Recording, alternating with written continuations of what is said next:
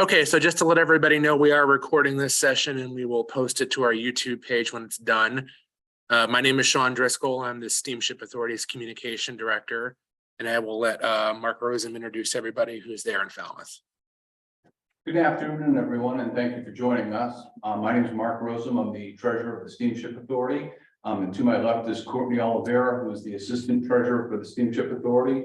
Also in the room is Robert Davis, who's the General Manager, and Monica Andrade, who is the Executive Assistant. So we're going to go over a presentation of the operating budget, then open it up for some questions on the budget. Then on the second part, we have proposed adjustments to our fares. We'll go over a brief presentation for that and then answer any questions you have on that aspect. Mark, do you need me to run the presentation from here, or are you guys doing it If there? you don't mind. Okay, that's fine. 1 second.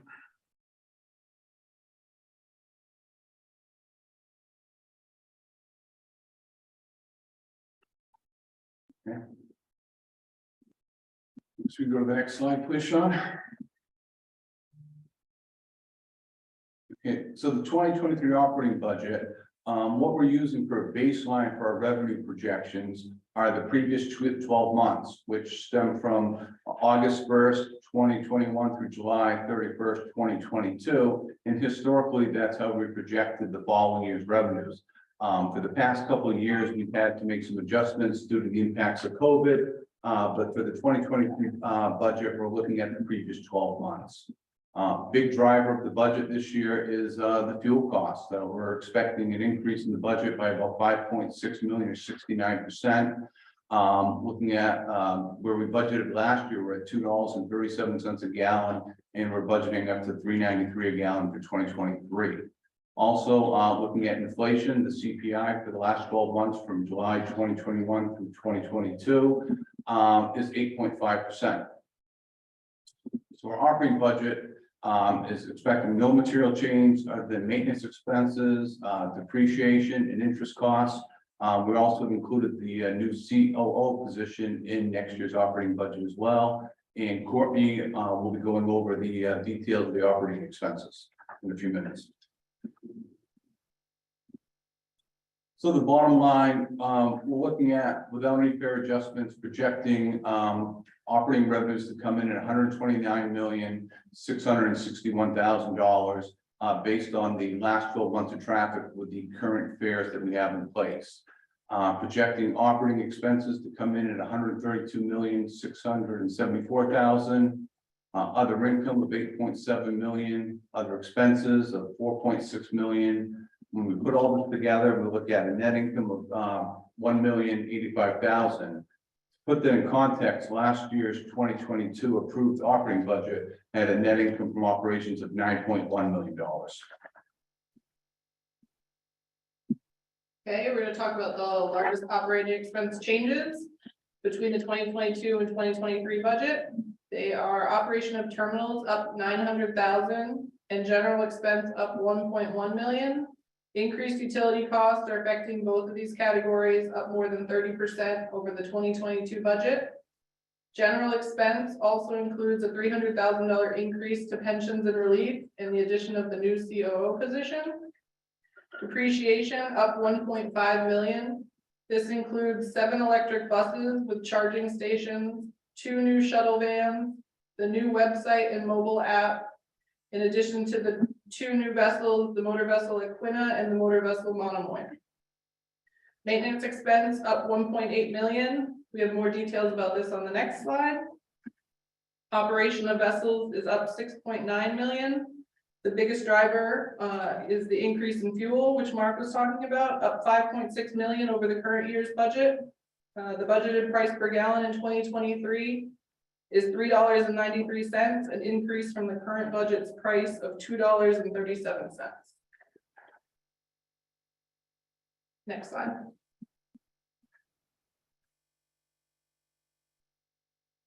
Okay, the 2023 maintenance expenses.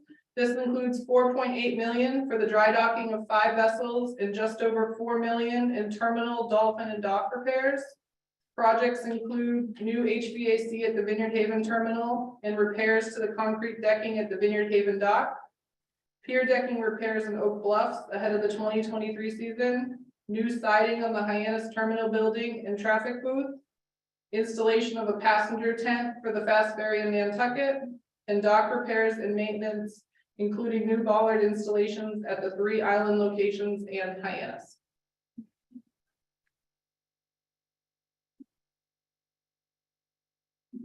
Okay, so for the operating revenue projections, we're expecting passenger revenue to increase by about $2.4 million, or 8.1%.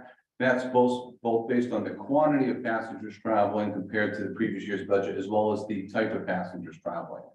Parking revenue, we're expecting to increase about 15% or $950,000.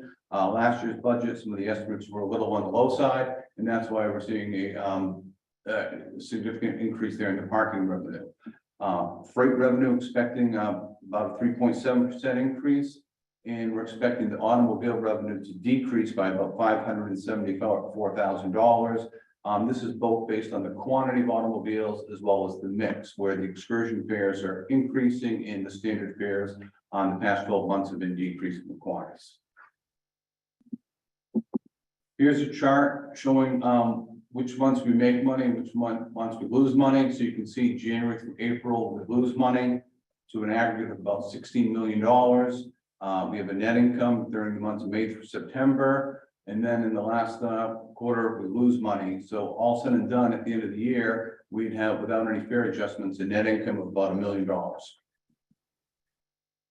And that's the first half of the presentation. So Courtney and myself would be happy to answer any questions regarding the proposed operating budget.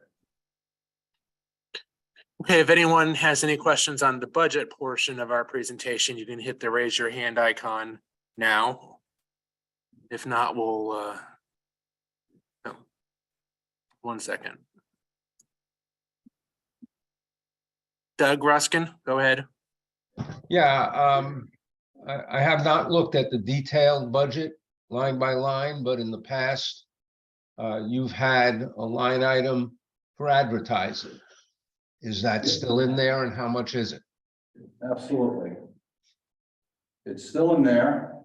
And Courtney? For 2023, the total is $1,380,000. And why would you even need an advertising budget when we on the island are feeling overrun by excess traffic? It seems to us that the island advertises itself on almost a daily basis, certainly on a monthly basis. And there's an opportunity for you to save money by cutting that line item altogether. Okay, and most of that line item, the advertising, and Sean's on there, and if he wants to step in, or Bob as well, is directed towards walk-on and the passenger traffic on that. And Sean, if you want to add anything onto that, and we will look into that as well, Doug. Yeah, Yeah. I have had this conversation with Mr. Davis in the past, excuse me, in the past, and I got the same answer. I would respectfully suggest you adjust your fares and the mix to compensate as necessary. Those of us who live here year-round require the service of the steamship. Everybody else is coming for vacation, certainly or seasonal use. Certainly we welcome them and want them here, but the constant increase in traffic year over year is becoming untenable. I wish I knew who else was on this call with me. It's a little disconcerting to be talking to just the two of you when I know others are listening. Could you at least tell us how many other people are on the call? There are 9 total. There are currently 9. 9. So I'm pretty much alone out here. But I know I reflect the feelings of a number of people I've spoken with over the months. And it just seems to me that you will have 0 reduction in revenue if you cut that $1.3 million.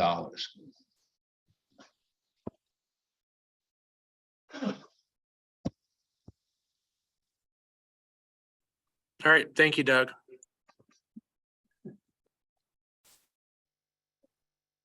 Let's see, Abigail Rosen. Hi, yeah, I just have a question regarding the two new vessels. What percentage of the 2023 operating budget will go towards paying the debt service on the bonds for that? I'll have to get back to you on that number, as far as, the exact, calculation of the bond principal number.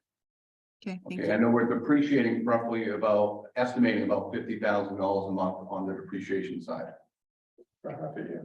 For half a year. Okay.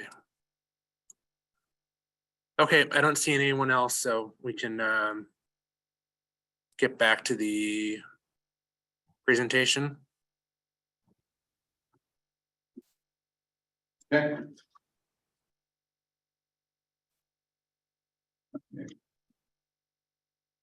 Go to the next slide, Sean. Okay, so why are the rate adjustments needed? Like mentioned before, the big driver is the fuel cost. We're expecting it to increase by about $5.6 million to 69%. As Courtney and I previously mentioned, looking at the price per gallon, last year's budget for the year, we had $2.37. This year, we're looking at $3.93. Additionally, we have maintenance expenses that Courtney went over, as well as dry dock expenses. And also for the 2022 budget, there was no fare adjustments at all for last year's budget.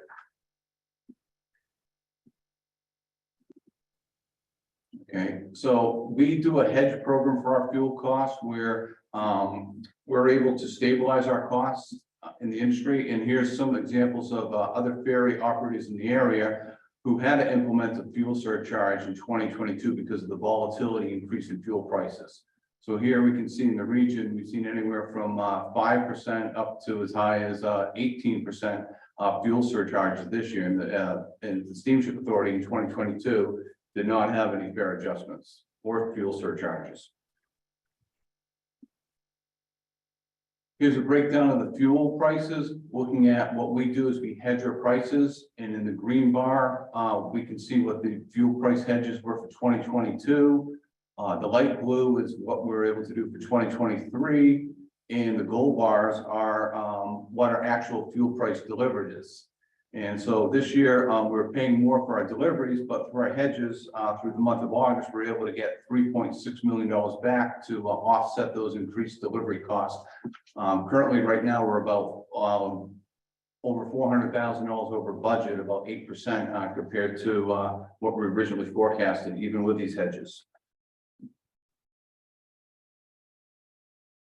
And here's another way of looking at the debt data, comparing what the budgeted price in 2022 was compared to the budget in 2023, and then showing the monthly increase in the price per gallon, where we're ranging anywhere from $1.36 to as high as $2.20, higher than the previous year's budget.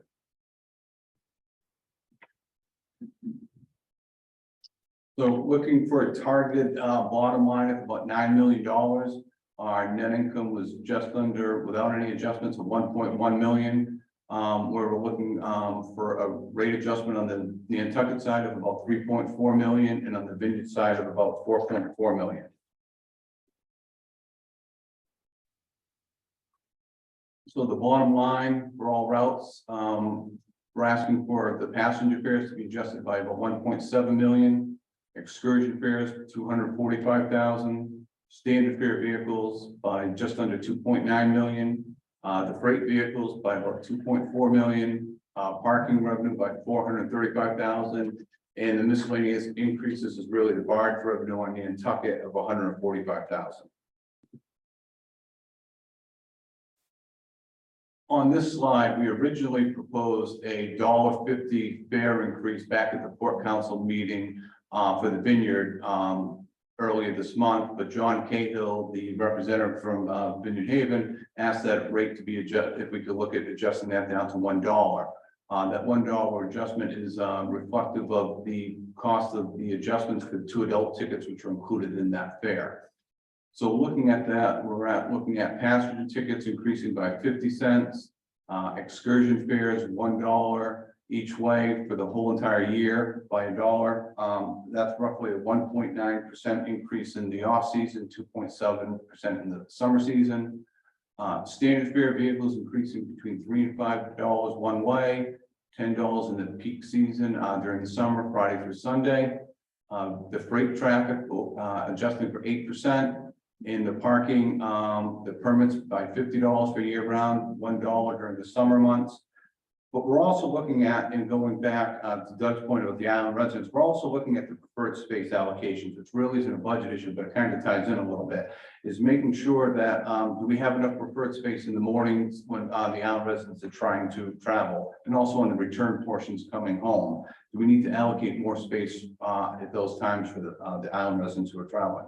Also looking at creating a new type of preferred space, a 30-day preferred space, where right now we have 1 day and 7 day, and the 30-day preferred space from the islanders who know what plans they need to make, but further than 7 days out, to have another avenue of gaining reservations on harder travel dates.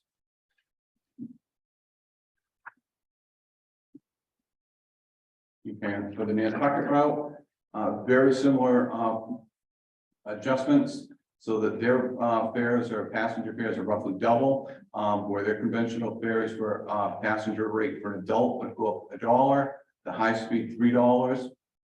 Excursion fares where 2 adults would equal $2. Originally, we proposed $3, and Mr. Cahill and Mr. Lowell from Nantucket asked if we could reduce that down. The standard fare vehicles, looking at $9 to $14 during the course of the year, but in the summer season, the peak season, Friday and Sunday, $20. The freight similar to the Vineyard, 8%. Barge, $1 a ton, so we go from $7 to $8 a ton. And the parking permits, $50 for the year-round permits and $1 per day during the busy summer months.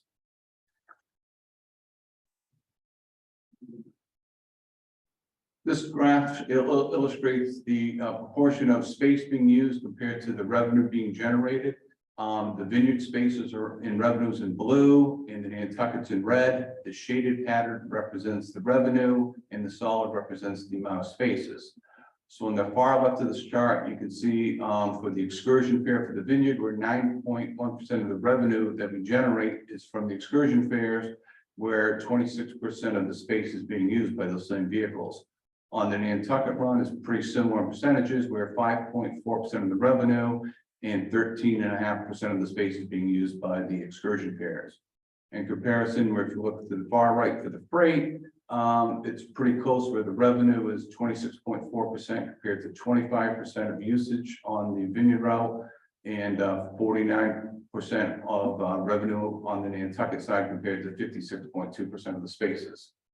And in the middle, we can see the standard fares use approximately on the Vineyard route about 50% of the space, and account for about 64% of the revenue. And on the Nantucket side, it's 30% of the space and about 46% of the revenue. So this graph here illustrates where the of the proposed adjustment, what percentage is being allocated to each group. So we can see the standard fare vehicles would be 37%, the freight would be 30%, the passengers 22%, parking 6%, excursion fare vehicles 3%, and the barge would be 2%. And here's a graph showing the net income by month after the proposed fare adjustments, and where the first 4 months we'd have a net loss of about $14.5 million. We'd peak out at about 15.9 there in October, and then we'd end up at $9 million. So for the months of January through April, November, December, we lose about $21 million. And then May through October, we have a net operating income of about $30 million, and that's where we come over the approximate $9 million we're forecasting. And with that, we'd be happy to answer any questions anyone has. Okay, Rich Weiss has got his hand up. Rich, go ahead. Hey, guys, I'm an Oak Bluffs resident. Can you hear me? Yes. We can. And thank you for joining us. You're welcome. Thanks for having the meeting. I wish there was more people here, but it's just tough. In any event, can you help me understand why residents have to absorb the cost of rate increases? Why we can't confine rate increases to non-residents instead? Is there some rule or law or something that says people that live here have to pick up these extra costs? No, there's no law about that. And looking at part of the shoulder season, one of the issues is that the majority of the travel during the off season outside of the freight is by the island residents compared to the standard fares. And during those months, we still need revenue coming in to pay for the operating expenses, for example, when the vessels are being repaired or maintained in the shipyard. And then there's of the deck space in the of the utilization on the ferries. And do you want to handle historically what some of the issues were about? Yeah, historically, we have maintained a differential between on the vehicle rates for the islanders with the preferred excursion rates. Those typically have been paying about between 30 and 35% of the cost of that space on an annual basis. So you know, there is a steep discount there that we do provide to the islanders. We understand that the burdens that the islanders have in terms of, so we always take looking at any rate adjustments seriously. I guess, you know, I appreciate what you're saying. I'm just, in my world, when people say that they understand or they sympathize or they understand, it doesn't mean they're going to change anything. It just means just that. And I feel very strongly that there isn't any reason that islanders need to absorb it based on somewhat Doug Ruskin's comment. We've obviously got more than we can handle here already, both in terms of, you know, living here, the cost, energy costs, housing costs, all of the things that go along with it. Now, in order to, you know, go to the hospital or go off island to get snow tires or whatever you need to do, residents always wind up paying more. And I think it really, or I wish you would really give strong consideration to saying or looking into, we are going to put the costs on non-residents, and you guys would be everybody's favorite people for a very long time if you did that. So to ask a question, Rich, and make sure I understand that, are you asking for the fare not to adjust or for a zero fare? I'm just asking if there's any way to move the fare increase off of residents and to non-residents only. Is there? So that was one of Mr. Cahill's questions, where originally we were not adjusting the vehicle price, but just, as you know, the excursion fare comes with 2 adults and 2 children. Right. And that the adults were proposing to go up 50 cents a piece on your route.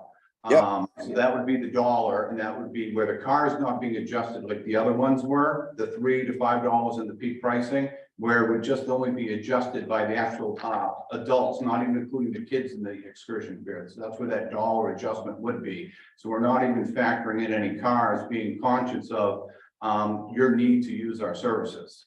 As in all the rates going in there, I believe the excursion fares, where if we looked at that chart for the usage, that we're accounting for, of all the fare adjustments, about 3% of everything is for the excursion fares, where 97% is going into the other categories. Where I believe off the top of my head, it was 25% of the space on the Vineyard route is being used by the excursion fare travel. Gotcha. So, you know, so the 26%, excuse me, and the excursion fares account for 9%. So we didn't adjust anything for the vehicle. It's really just the passengers. Okay. I appreciate the answer. Okay, and again, Mr. Cahill was an advocate, Mr. Hall and the Port Council for adjusting that as well. Thank you.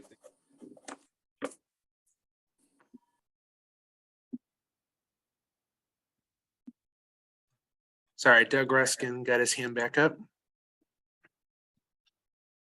Go ahead, Yeah, Doug. So if I'm remembering correctly, the excursion increase, I think you just repeated that, is about 3% of the total increase. And You know, I certainly appreciate that it's minimal compared to the overall increase. I would hope you'll consider for lack of a better phrase, and I don't mean this in its most rigid definition, but for political reasons, it might serve a lot of, it might bring a lot of goodwill, as Rich just said, if you took that 3% and I think it was about $185,000, which is a tiny portion, well, not tiny, but a relatively small portion of your advertising budget. So why not take it from there? I really think there needs to be more consideration of the residents' plight. I'm in West Tisbury, Rich is in Oak Bluffs, but we experience similar problems. Huge amounts of traffic in the summertime, of course. And as with everything, prices are going up everywhere. I mean, that's why we're here tonight, right? I also wonder if, you know, you've talked about the costs that have gone up. Have you looked at any of the line items in terms of reducing costs? I mentioned advertising. Are there other opportunities for reducing costs?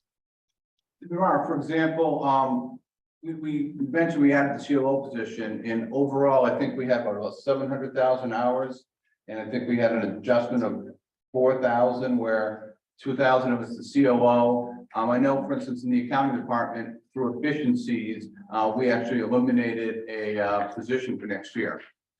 You know, so we did look through, granted it's a seasonal position for full transparency, but it was something when we reviewed it, look where we were, it was something that we said that we could make that cut in the budget that we gained. So we did look through those through there and what we could gain efficiencies was. So, Mr. Ruskin, if I may, this is Bob Davis. So, much of the budget is predetermined based on the operating schedules. So to have any dramatic abilities to reduce expenses is really related to the operating schedule that is proposed and approved. The schedule is effectively the same schedule that we've now operated for the past 4 or 5 years in terms of it, and that's driving all that drives so much of our cost, the labor cost, the insurance costs, fuel costs. It also has an impact on our maintenance cost as well. Obviously, with the vessels, you know, we want to make sure that we're allocating sufficient resources to be maintaining the vessels as best we can. So that's a big driver in our facilities, as what Courtney had pointed out earlier. There's a number of projects that we have on the shoreside facilities as well. You brought up the advertising budget. The advertising budget over the past 10 years has been relatively flat. I know it's been a point of concern on your part as well as others, but our advertising is geared towards the walk-on passengers. It's geared towards the summer traveler. It's not for vehicles. We do compete against other, not only other destinations, but we also compete amongst travel options to the islands, more so on the Nantucket route with the high-speed service. So these are all areas in which, you know, we want to make sure that, you know, we have our recognition out there in terms of what you know, the potential is in terms of our schedule options and things like that. So I don't believe if the advertising budget went up, it was only by maybe $1,000 or $2. It was a very, you know, and in terms of inflation, that's not, you know, it's not even keeping pace with the inflation rate.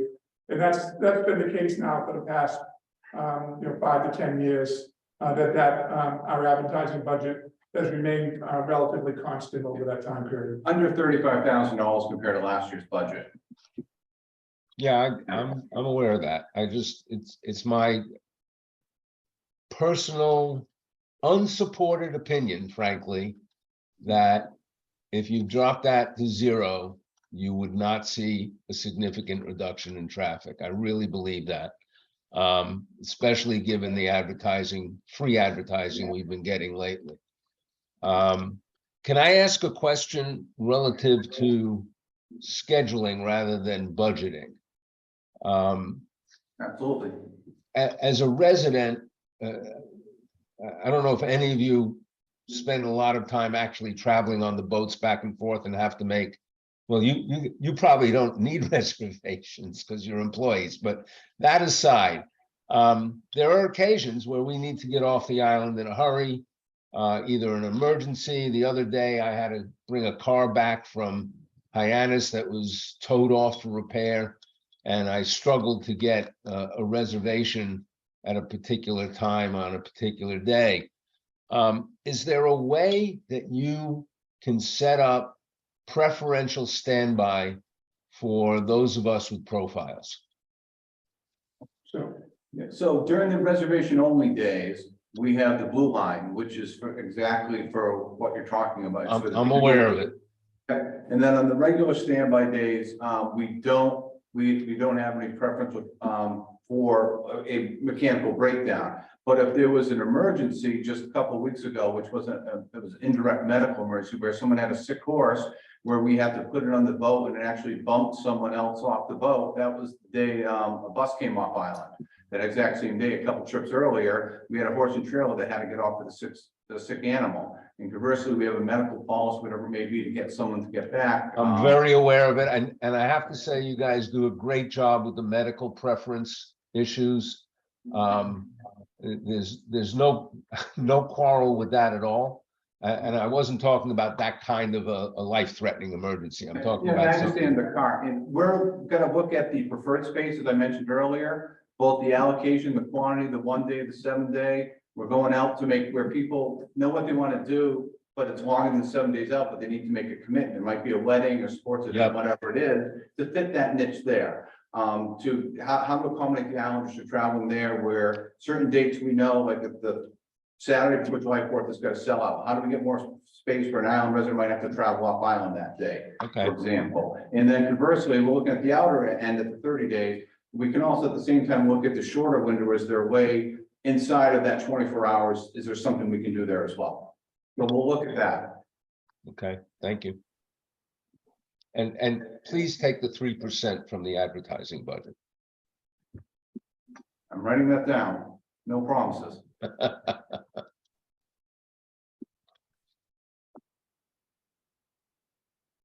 anyone else have a question? Please raise your hand or press star 9, I think.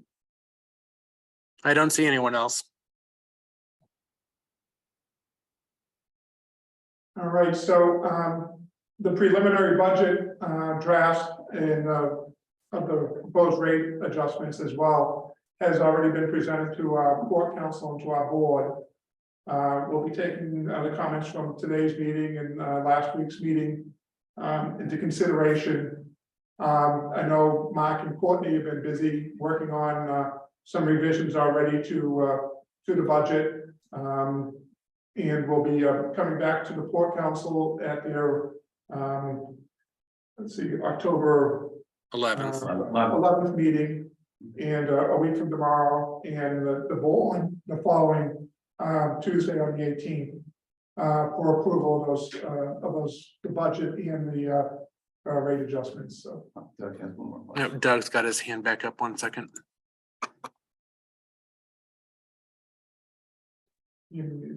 Quick question, are either John Cahill or Jim Malkin in this meeting?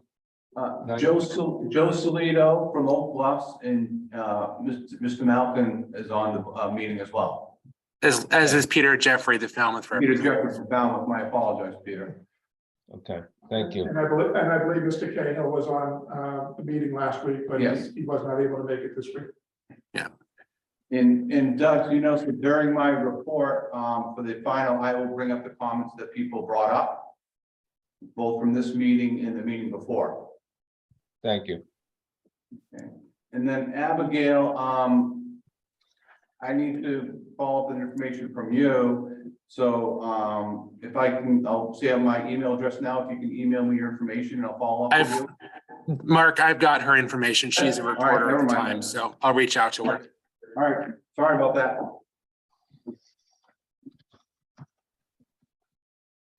All right. No other questions. Thank you, everyone, for attending and your points. Thank you. Have a good day. Appreciate your input.